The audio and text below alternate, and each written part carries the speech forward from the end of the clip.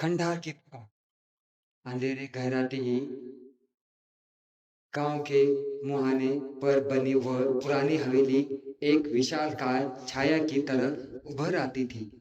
गांव वाले उसे भूतिया हवेली कहते थे। सदियों पुरानी वो इमारत अब आधी ढह चुकी थी। दीवारों पर पीली काई जमी हुई थी और खिड़कियों के टूटे कांच हवा के झोंके से रह रह कर खड़खड़ाते थे। रोहन जो शहर से हॉरर ब्लॉगिंग करने आया था, इन बातों को केवल अंधविश्वास मानता था।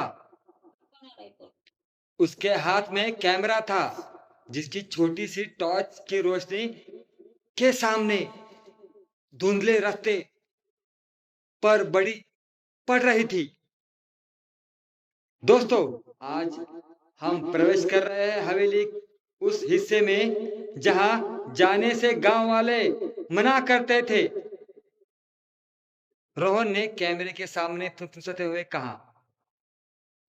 जैसे ही उसने हवेली का भारी लकड़ी का दरवाजा ढकेला, एक तीखी चरमराहट के साथ सन्नाटा टूट गया।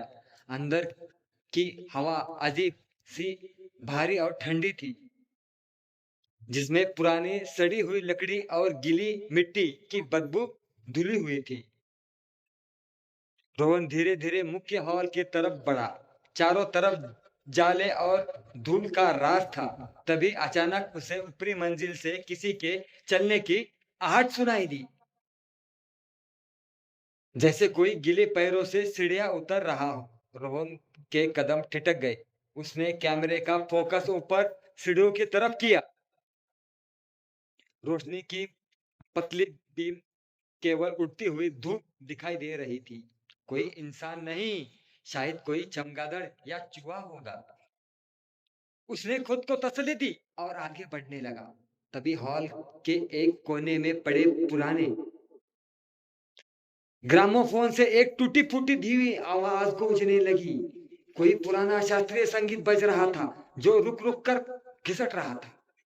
रोहन की रीढ़ की हड्डी में एक ठंडी सिरहन दौड़ गई।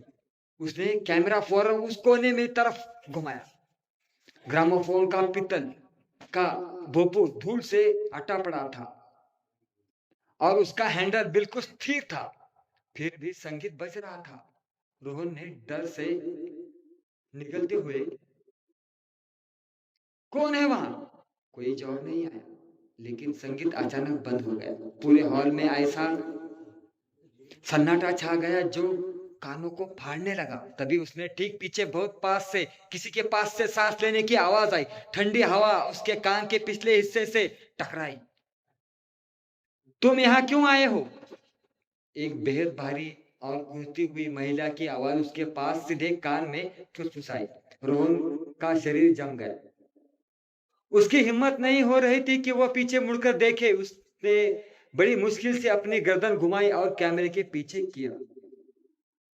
कैमरा पीछे किया। कैमरे की स्क्रीन पर जो दिखा, उसने उसके होश उड़ा दिए। कैमरे की व्यू में के ठीक कंधे के ऊपर एक चेहरा दिख रहा था। सफेद उलझे हुए बाल, सूजी हुई काली आंखें, जिनमें नाना नानी लाल नसें थी, और भयानक बिल्कुल विकृत मुस्कान। लेकिन जब रोहन ने अपनी सीधी आंखों से देखा तो उसके बगल में कोई नहीं था। वो केवल कैमरे की स्क्रीन पर दिखाई दे रही थी। रोहन का डर अब हद से पार हो चुका था। वो कैमरा नहीं, पटक कर उल्टे पैर दरवाजे की तरफ भागा, लेकिन दरवाजा अपने आप धम से बंद हो गया। उसने दरवाजा जोर जोर से पीटना शुरू किया कि बचाओ, कोई है बाहर। पीछे से वही छप छप की आवाज अब भागने में बदल चुकी थी। कोई बहुत तेजी से उसकी तरफ दौड़ता हुआ आ रहा था।